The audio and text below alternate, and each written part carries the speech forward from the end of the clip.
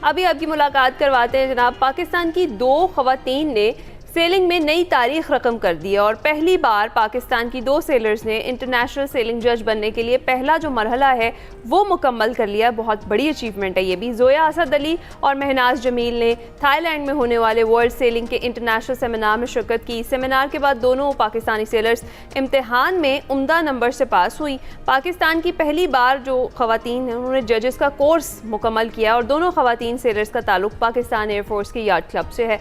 पाकिस्तान की दोनों ख़वातीन सेलर्स को 4 साल के अंदर 3 इंटरनेशनल इवेंट्स में शिरकत करना होगी और इंटरनेशनल रेस में उनकी जो कारकर्दगी है वो देखने के बाद उन्हें इंटरनेशनल सेलिंग जज का जो दर्जा है वो मिल सकेगा। अगर इससे कबल हम बात करें तो सेलिंग में पाकिस्तान के 3 सेलर्स इंटरनेशनल जजेस रह चुके हैं। 80 की दहाई में कैप्टन ज़काउल्लाह चौधरी मरहूम और admiral retired Khalid Mahmood Akhtar international sailing के जजेस रहे। 1996 में कैप्टन अरशद ने क्वालिफाई करके इंटरनेशनल जज का जो सर्टिफिकेट है वो हासिल किया और अब वो इंटरनेशनल रेस ऑफिसर भी हैं। इस पर हमने मजीद बात करनी और है। बात करने के लिए जोया हमारे साथ मौजूद है। बहुत बहुत शुक्रिया जोया हमें ज्वाइन करने के लिए। सबसे पहले इस तारीखी कामयाबी पर आपको मुबारकबाद। आप इस लम्हे को कैसे बयान करेंगे? Thank you. ये एक बहुत खुशी का मौका है मेरे लिए, लेकिन एक ज़िम्मेदारी भी कि अब जो भी पाकिस्तान में इवेंट हो रहा होता है सेलिंग का, तो उसमें अगर किसी का सवाल होता है जज वो रूल के हिसाब से तो मुझसे पूछा जाता है, तो ज़िम्मेदारी भी है। लेकिन मैं खुश हूँ कि मैं पाकिस्तान में अपने स्पोर्ट के लिए मैं कुछ कर पा रही हूँ, उनकी मदद कर पा रही हूँ बाकी एथलीट्स की। तो मैं बहुत खुश हूँ क्योंकि मेरा यही मकसद था कि अपने स्पोर्ट के लिए मैं कुछ कर सकूँ। पाकिस्तान में सेलिंग को थोड़ा, अगर मैं उसको थोड़ा सा भी बेहतर बना सकती हूँ तो मुझे खुशी है कि मैं कंट्रीब्यूट कर पा रही हूँ। राइट। अच्छा जोया, हमें बताएं कि थाईलैंड में होने वाले इस वर्ल्ड सेलिंग जो सेमिनार है इसका एक्सपीरियंस आपका कैसा रहा? कितनी ज़्यादा तैयारी आपके लिए मुश्किल थी? कौन कौन से मेजर चैलेंजेस थे जिनका आपको सामना करना पड़ा? अच्छा, सेमिनार का एक्सपीरियंस तो बहुत अच्छा रहा। वहाँ पे जो इंस्ट्रक्टर्स थे उन्होंने हमें काफ़ी प्यार से समझाया, सिखाया। जो ऑर्गेनाइजर्स थे उन्होंने भी बहुत अच्छा वहाँ पे इंतज़ाम किया हुआ था और जो बाकी स्टूडेंट्स थे उनसे भी काफ़ी कुछ सीखने को मिला। तो बहुत मज़ा आया और बहुत बहुत कुछ वहाँ पे सीखा। जहाँ तक कि तैयारी की बात आती है तो मसला ये था कि पाकिस्तान में अभी कोई इंटरनेशनल जज है नहीं, तो कोई ऐसा बंदा था नहीं जिससे मैं सवाल पूछूं या उनसे कोई मशवरे करूं। तो मैंने फिर क्या किया कि जो दूसरे ममालिक के जजेस हैं मैंने उनको मैसेज करना शुरू किया। मैंने थाईलैंड के जजेस से उसको मैसेज किया, मैंने पोलैंड के, सिंगापुर के, मलेशिया के, हांगकांग के, काफ़ी सारे ममालिक के जजेस को मैंने मैसेज किया, उनसे सवाल किया और मैंने उनसे पूछा कि इस एग्ज़ाम के लिए कैसे तैयारी करनी चाहिए, क्योंकि ऐसा कोई सिलेबस या कोई टेक्स्ट बुक थी नहीं। तो उन्होंने मुझे काफ़ी सारी किताबों के नाम दिए और एक किताब थी जो हर बंदा मुझसे कह रहा था कि ये वाली ज़रूर पढ़ के जाना, ये वाली बहुत अच्छी है, ये ज़रूर पढ़ना। तो मसला ये था कि पाकिस्तान में सेलिंग की किताबें ज़्यादा मिलती हैं नहीं, यहाँ पे उनकी इतनी डिमांड नहीं है। तो मुझे काफ़ी वक्त लगा वो किताब ढूंढने में।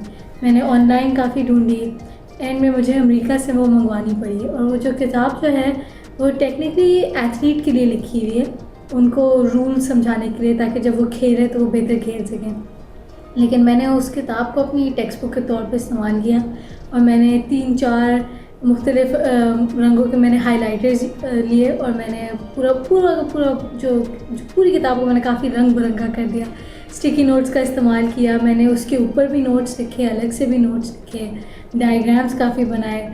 मज़े की बात यह कि जो सेमिनार में जो एग्ज़ाम होता है उसमें आपको रूल बुक ले जाने की इजाज़त होती है, तो रट्टा नहीं मारना पड़ा, कोई सारे बस कॉन्सेप्ट्स समझने पड़े।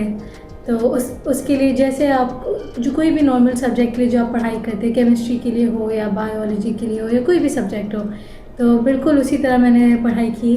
उसके लिए डायग्राम्स बना के, नोट्स बना के, और जब भी मैं अटक जाती थी तो मैं जजेस को मैं मैसेज करती थी, उनसे पूछती थी कि क्या करना चाहिए ताकि मेरे जो कॉन्सेप्ट हों सारे वो पक्के हो जाएं। तो मज़ा आया मुझे बहुत, क्योंकि ये टॉपिक, ये सब्जेक्ट्स कह लें, मुझे बहुत मज़ा आता है ये पढ़ के। तो मेहनत तो लगी, लेकिन मज़ा आ रहा था मेहनत करके भी। अच्छा, जोया, सेलिंग का जो खेल है इससे बहुत सारे लोग नावाकिफ़ हैं, आप जानती हैं, तो बताइएगा कि इसके रूल्स क्या हैं और किन टेक्निक्स पर रोशनी डालने की ज़रूरत है। सेलिंग जो है एक बहुत यूनिक सा स्पोर्ट है। ये सिर्फ हवा और पानी के साथ खेला जाता है। ठीक है, लोग जब रेस का नाम सुनते हैं वो समझते हैं कि आप यहाँ से शुरू करेंगे, आपने यहाँ तक पहुँचना है, लेकिन सेलिंग में ऐसा नहीं होता। सेलिंग में पानी पे ना मार्क्स डले हुए होते हैं। तो आप जब पहले मार्क की तरफ जा रहे हैं तो आपको एक स्टाइल में सेलिंग करना पड़ता है, फिर आप दूसरे मार्क पे जाएंगे तो आपको एक और टेक्निक के साथ सेलिंग करनी पड़ती है। और इसमें आपका टाइम नहीं लिया जाता, लेकिन जो रेस में काफ़ी सारी बोटें होती हैं और आपने एक दूसरे के साथ खेल के टेक्निक्स इस्तेमाल करके अपने आगे निकलना होता है। जैसे मिसाल के तौर पे अगर आपने अपनी बोट एक ऐसी पोजीशन पे आप ले आए हैं जहाँ पे दूसरे बंदे की विंड ब्लॉक हो रही है, आपके सेल में हवा आ रही है, दूसरे बंदे के सेल में नहीं हवा आ रही, फिर आपकी बोट ज़्यादा तेज़ चलेगी और आप आगे निकल जाएंगे। तो हर रेस के कई मुख्तलिफ हिस्से होते हैं और हर हिस्से में आपको एक अलग स्टाइल से सेलिंग करनी पड़ती है, अलग टेक्निक इस्तेमाल करनी पड़ती है और ये काफ़ी आपको दिमाग का काफ़ी सारा इस्तेमाल करना पड़ता है, क्योंकि आप सिर्फ ये कोई आपका इंजन नहीं लगा हुआ कि जो आप बस ऑन करें या एक्सेलरेटर दबाएं तो आप आगे चले जाएंगे। आपको काफ़ी सारी चीज़ों का ध्यान रखना होता है कि हवा किस एंगल से आ रही है, कितनी हवा है, वेव्स कैसी बन रही हैं, जो आपके सामने से वेव आ रही है या आपकी बोट को ज़रा पीछे तो नहीं लेके जाएगी, आपने इसको वेव के ऊपर से आपने कैसे किस तरह से जाना है। तो बहुत मज़ा आता है। लंबी लंबी रेसेस होती हैं, धूप होती है, लेकिन बहुत मज़ा आता है। काफ़ी सारे आपके दोस्त भी होते हैं, आपके साथ सेल कर रहे होते हैं, तो उनके साथ भी करने में मज़ा आता है। बहुत ही यूनिक स्पोर्ट है। इस तरह का स्पोर्ट मैंने कभी देखा नहीं है, खेला नहीं है। पाकिस्तान में जो तो ज़्यादातर कराची में होता है क्योंकि समंदर है हमारे पास, लेकिन ये लेक्स में भी किया जा सकता है और बहुत मज़ा आता है। राइट और ख़ास तौर पर जब आप अपना काम एंजॉय कर रहे हो तो उससे बढ़कर क्या है कि आपको मज़ा आता है ये काम करने का। अच्छा जोया, हमें ये बताया, अगर हम पाकिस्तान की बात करें तो क्या पाकिस्तान में ख़वातीन के लिए सेलिंग के शोबे में मौक़े मौजूद हैं? जी ज़रूर हैं। पाकिस्तान में PAF यॉट क्लब जहाँ से मैंने सीखा है, वहाँ पे एक ज़माने में जब कैप्टन अरशद होते थे तो लड़कियाँ ज़्यादा थी, लड़के कम थे वहाँ पे। तो अपॉर्चुनिटीज़ हैं, अगर आप करना चाहें तो आप कर सकते हैं, कोई आपको रोक नहीं सकता। जो इंटरनेशनल फोरम है वहाँ पे भी काफ़ी सारी लड़कियों के लिए कैटेगरीज़ अलग से होती हैं। जैसे इल्का 6 जो है एक ऐसी बोट है दैट इज़ स्पेसिफ़िकली लड़कियों के लिए ही है।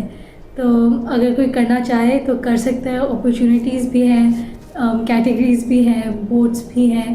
अगर आप मेहनत करने के लिए तैयार हैं तो जोया, कोई उन्हीं लड़कियों के लिए ख़ास मैसेज? मेरा पैगाम यही होगा कि डरना नहीं है। काफ़ी लोग समझते हैं कि यार शार्क आके खा जाएगी कोई शार्क नहीं है भाई। मैं पिछले कितने सालों से सेलिंग करी, मैंने आज तक शार्क नहीं देखी भाई। कराची में नहीं होती, कुछ नहीं है।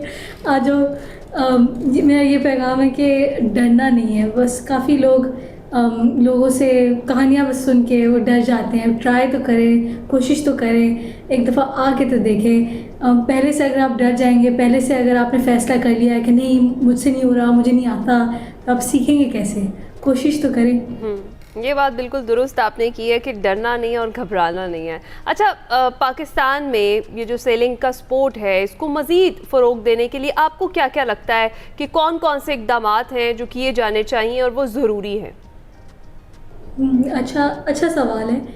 काफ़ी सारी चीज़ें हैं जो आई थिंक की जा सकती हैं। सबसे पहले आई थिंक अगर हम और क्लब्स बनाएं, जैसे ताकि सिर्फ कराची में सेलिंग ना हो, ताकि बाकी जगहों में भी हो। हमारी रावल लेक है हमारे पास, और भी पाकिस्तान में इतनी सारी लेक्स हैं जहाँ पे सेलिंग करवाई जा सकती है। अगर वहाँ पे भी लोग क्लब्स बनाना शुरू करें तो वो भी अच्छा होगा। अगर एथलीट्स जो हैं अगर वो मेहनत करके कोचेस बने, जजेस बने, रेस ऑफिशियल्स बने, तो फिर हमें इवेंट्स करवाने में भी आसानी होगी, क्योंकि फिर हमें ना बाहर से लोगों को नहीं बुलवाना पड़ता। अभी अगर हमने कोई इवेंट करवाना है तो हमें बाहर से लोगों को, जैसे बाहर से पहले हमें जजेस को बुलवाना पड़ता था। काफ़ी सारे लोग हैं जो एक इवेंट को चलाते हैं, उनके बगैर ये इवेंट नहीं हो सकता। तो अगर जो पाकिस्तानी लोकल्स जो हैं, अगर हम भी अपनी मेहनत करें और हम भी उस मकाम तक पहुँचे। तो फिर पाकिस्तान का जो नाम है वो इंटरनेशनल सेलिंग के फोरम्स में भी थोड़ा आगे बढ़ सकता है। उसके अलावा वही जो नॉर्मल हर स्पोर्ट के मसले होते हैं, फंडिंग, मैनेजमेंट, यही सब। और सेलिंग का एक और यूनिक से ये चैलेंज है कि स्पेक्टेटिंग काफ़ी मुश्किल है। जैसे क्रिकेट जो होता है वो तो स्टेडियम में होता है, तो कोई भी बंदा स्टेडियम में आके मैच देख सकता है, लेकिन सेलिंग तो पानी पे होती है, तो आपको कश्तियों में जाके आपको देखना पड़ता है। और क्योंकि जो भी वहाँ पे कश्ती होगी वो वेव्स को वहाँ पे इफ़ेक्ट करती है, तो वो रेस को भी इफ़ेक्ट करती है। तो फिर उनको काफ़ी दूर भी रहना पड़ता है जो बोट्स रेस कर रही हैं उनसे, तो वो भी उन जो बंदा देखना है उसके लिए भी मुश्किल होती है। तो मुझे तो ये लगता है कि अगर हम किसी रेस को ब्रॉडकास्ट कर सकें तो that would also be very helpful, और काफ़ी लोग फिर सेलिंग के बारे में सीख सकेंगे, उसको थोड़ा और समझ सकेंगे। ये मेरी एक बहुत बड़ी ख्वाहिश है कि काश एक दिन ये भी हो पाए। और काफ़ी सारी चीज़ें जो की जा सकती हैं, लेकिन मेहनत का काम है, हम सबको मिलजुल कर ही करनी पड़ेगी। बिल्कुल ठीक। तो जोया, आखिर में eventually what's next for you? अब अगली मंजिल ये कि मुझे अपने 3 इवेंट मुकम्मल करने हैं, मुझे अपनी 3 रिकमेंडेशंस लेनी है ताकि मेरा इंटरनेशनल जज का ऑफिशियल स्टेटस मुझे मिल जाए, और उसके बाद फिर खेलते भी रहेंगे, जज भी करते रहेंगे। और या चले जी, हमारी दुआ है कि अल्लाह ताला आपको मज़ीद कामयाबियाँ दे। जोया असद अली हमारे साथ मौजूद थी, अपनी जर्नी हमारे साथ शेयर कर रही थी। अभी हम ब्रेक पर जाएंगे।